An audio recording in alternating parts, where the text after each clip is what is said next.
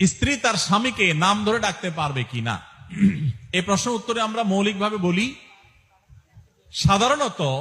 স্বামী বয়সে বড় হন, আর বয়সে বড় হন বা না হন, আল্লাহ তাআলা কোরআনে কারিমে স্বামীদেরকে দায়িত্বশীল করেছেন, তাদের উপরে দায়িত্বের বোঝা রেখেছেন, তাদেরকে জিম্মাদারি দিয়েছেন,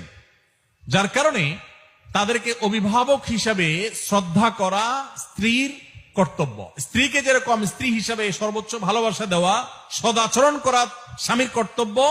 ঠিক একইভাবে স্বামীকে স্বামী হিসাবে শ্রদ্ধা করা, ভালোবাসা স্ত্রীর কর্তব্য। অনেক মা বোন আছেন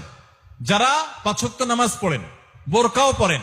হাত মোজা পা মোজা অনেক সময় মেনটেন করেন, মাশাআল্লাহ অন্যান্য অনেক নেকামল করেন, কিন্তু স্বামীর সাথে বেয়াদবি করেন, কথায় কথায় তর্ক করেন, কোনো মানুষ মনে করেন না, তার 2 পয়সার কোনো দাম বইয়ের কাছে নাই। এইরকম নারী তিনি যত নামাজ পড়েন, যত রোজা রাখেন, যত তেলাওয়াত করেন,